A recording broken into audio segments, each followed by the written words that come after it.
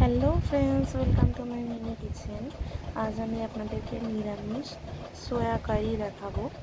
তো এটার জন্য আমাকে ফার্স্টেই কড়াইতে তেলটা গরম করে নিতে হবে।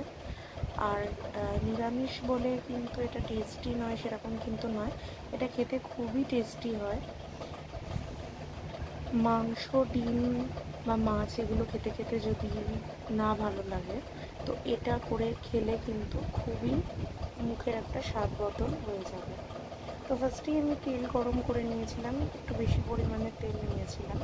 সেটার মধ্যে সয়াবিন সেদ্ধগুলোকে সামান্য নুন দিয়ে ভাজা করে নিলাম।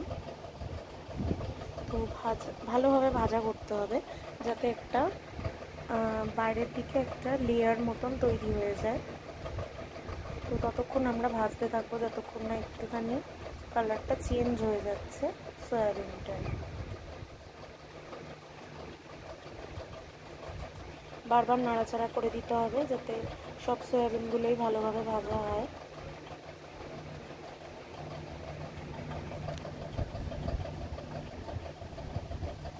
তো আমার এখানে সয়াবিনের কালারটা চেঞ্জ হয়ে গেছে। তো আমি সবটা সয়াবিন তুলে নিয়ে এবারে আমি কড়াইতে আবারও তেল গরম করে নিলাম। তো এখানে আমাকে একটা মশলা বানাতে হয়েছিল। তো এটার মধ্যে ছিল জিরে, মানে গোটা জিরে, গোটা ধনে, শুকনো লঙ্কা, কাঁচা লঙ্কা, আদা, রসুন, আমরা এখানে পেঁয়াজ ইউজ করছি না, আর সামান্য টমেটো কুচি,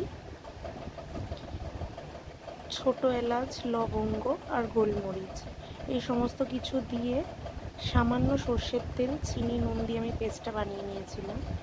তারপর আমি এখানে মশলার মধ্যে অ্যাড করলাম হলুদ, কাশ্মীরি লাল মির্চ, আর দিয়ে দিলাম হচ্ছে গরম মশলা সামান্য। আর একটা ভাজা মশলা আমি সবসময় ইউজ করি, তো ওটা আমার চ্যানেলের রেসিপিটা রয়েছে, চাইলে গিয়ে ওটাকেও চেক করে নিতে পারেন। ওই ভাজা মশলাটাও সামান্য অ্যাড করেছিলাম আমি। এরপর আমি এখানে সামান্য টমেটো সস দিয়ে দিলাম। এটা পুরোপুরি অপশনাল, যদি টমেটো কুচি দিতে চান তো সেটাও চপ করে দিয়ে দিতে পারেন, তাহলে আর টমেটো সস দেওয়ার কোনো দরকার নেই। টমেটোটা দিলে গ্রেভির থিকনেসটা একটু বাড়ে, এটাই, আর একটু টেস্টেও একটা টক টক ভাব নিয়ে আসে টমেটো। তো এবার ভালোভাবে মশলাটাকে ফুটতে দেবো।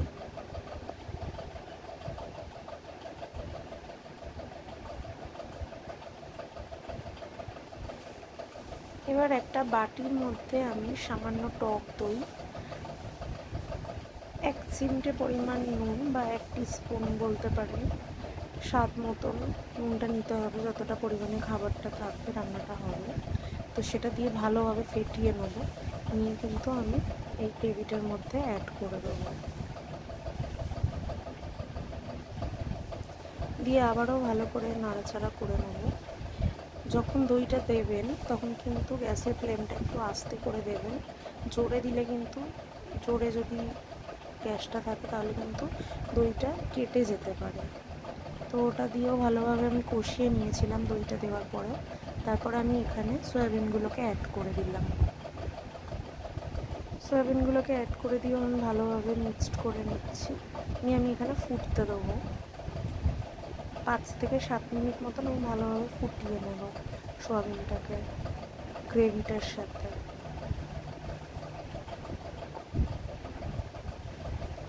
এরপরে আবার আমি সামান্য শাহি গরম মশলা যেটা, সেটা ইউজ করলাম। আর আমি এখানে সামান্য পরিমাণে ঘিও ইউজ করেছিলাম, তো ওটা দেখাতে ভুলে গেছি।